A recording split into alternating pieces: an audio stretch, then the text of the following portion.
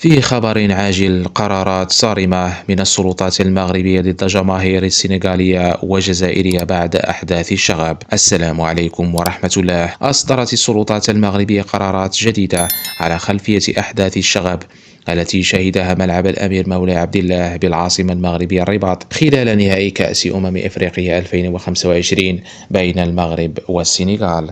وبحسب ما كشفته جريدة هسبريسا الإلكترونية نقلا عن مصادر قضائية، فإن النيابة العامة بالرباط قررت تمديد فترة الحراسة النظرية لعدد من الموقوفين من الجماهير السنغالية على خلفية أعمال الشغب.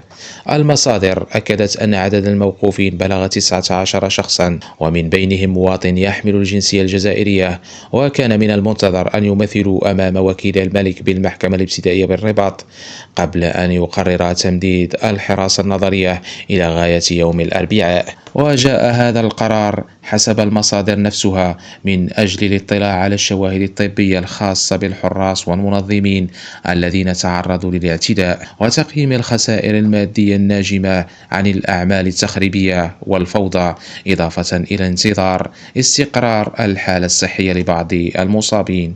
وقد جرى توقيف المعنيين بعد أبحاث إنجزتها الضابطة القضائية بناء على تعليمات النيابة العامة، وذلك بالاعتماد على تسجيلات كاميرات المراقبة المتواجدة داخل الملعب. ومن المرتقب أن يتم متابعة الموقوفين بجملة من التهم، من بينها إحداث الفوضى والتخريب، الاعتداء على موظفين عموميين، التحريض على الشغب، والمس بالنظام العام.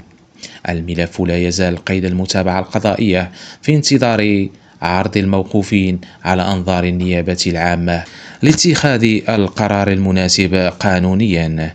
مشاهدينا الكرام، ما رأيكم في هذه القرارات؟ وهل ترونها ضرورية لفرض النظام داخل الملاعب؟ شاركونا آرائكم في التعليقات، ولا تنسوا دعم الفيديو بلايك والاشتراك في القناة وتفعيل الجرس ليصلكم كل جديد.